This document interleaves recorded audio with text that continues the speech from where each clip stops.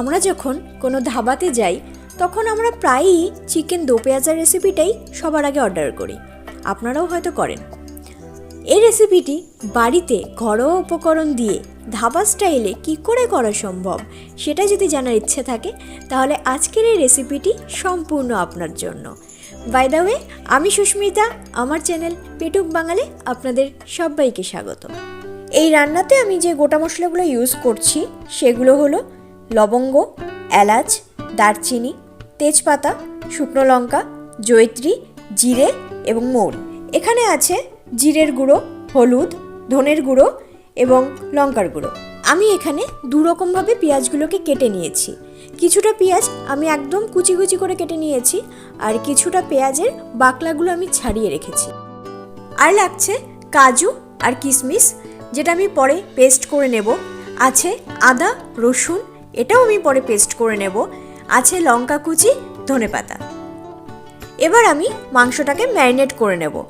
মাংসের মধ্যে দিয়ে দিচ্ছি পরিমাণ মতো লবণ, হলুদ, কাশ্মীরি লঙ্কার গুঁড়ো আর অল্প পরিমাণে সর্ষের তেল।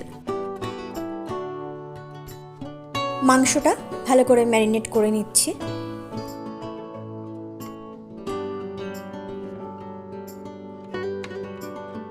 মাংসটাকে ভালো করে ম্যারিনেট করে এটিকে আমি 30 মিনিটের জন্য রেস্টে রাখছি।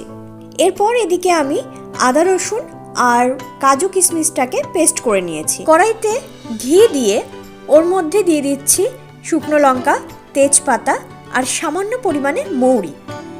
এবার এর মধ্যে আমি পেঁয়াজের পাপড়িগুলো দিয়ে দেব। বেশি ভাজার দরকার নেই, জাস্ট হালকা একটু নেড়ে এটাকে উঠিয়ে নেব একটা বাটির মধ্যে। কড়াইতে তেল দিয়ে তেল গরম হয়ে গেলে এর মধ্যে আমি গোটা মশলাগুলো ফোড়ন দিয়ে দিচ্ছি।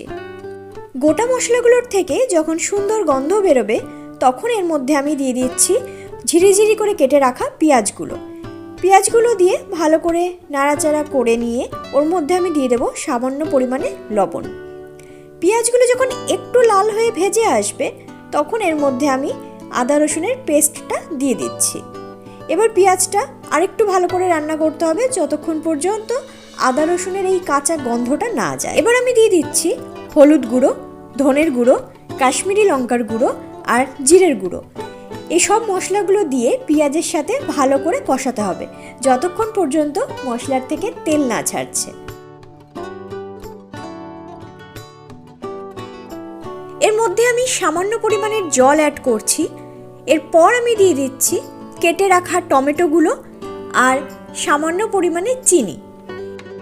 এরপর আমি দিয়ে দেব কাজু আর কিশমিশের পেস্টটা। এবার মশলাটাকে ভালো করে কষাতে হবে।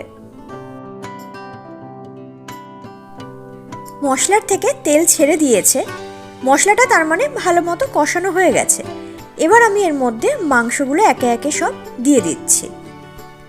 মাংসগুলো মশলার সাথে ভালো করে মেশানোর পর এর উপর আমি দুটো কাঁচা লঙ্কা চিড়ে দিয়ে ঢাকনা দিয়ে ঢেকে দিচ্ছি। এবার ঢাকনাটা তুলে দেখে নেব মাংসটা কতটুকু হয়েছে। মোটামুটি মাংসটা হয়ে গেছে কষানো। এবার এর মধ্যে আমি দিয়ে দিচ্ছি কুচিয়ে রাখা লঙ্কা এবং দো পেঁয়াজের জন্য যে পেঁয়াজটা আমি ভেজে নিলাম সেই পেঁয়াজটা। এগুলোকে আমি মাংসের সাথে ভালো করে মিশিয়ে নেব। মাংসটা ভালো করে কষানো হয়ে গেলে এর মধ্যে আমি জল অ্যাড করব। জল দিয়ে মাংসটাকে বেশ আরও কিছুক্ষণ ভালো করে রান্না করতে হবে। আমার রান্না 99% কমপ্লিট। এবার শুধু বাকি রয়েছে দুটো কাজ। সবার প্রথমে আমি দিয়ে দিচ্ছি ধনেপাতা আর নামানোর আগে ড্রাই রোস্ট করে রাখা কসুরি মেথি। গরম গরম চিকেন দো পেঁয়াজা রেডি টু সার্ভ। জলদি এটিকে নিজের পরিবারের সাথে শেয়ার করে নিন আপনারাও। আমার এই রান্নাগুলি যদি আপনাদের ভালো লেগে থাকে এবং ভবিষ্যতে যদি এরকম সুন্দর সুন্দর রান্নার রেসিপি জানতে আপনারা আগ্রহী হয়ে থাকেন তাহলে এক্ষুনি আমার চ্যানেলটিকে সাবস্ক্রাইব এবং পাশে থাকা বেল আইকনটি প্রেস করে দিন, যাতে ভবিষ্যতে এরকম সুন্দর সুন্দর রান্নার রেসিপির সবার আগে নোটিফিকেশন আপনার কাছে যায়। ততদিন পর্যন্ত ভালো থাকবেন, সুস্থ থাকবেন। আর হ্যাঁ, ভালো লাগলে অবশ্যই লাইকটাও করে দেবেন এবং আপনাদের বন্ধু বান্ধব চেনা পরিচিতের মাঝখানে একটু শেয়ারও করে দিয়ে যাবেন। টাটা।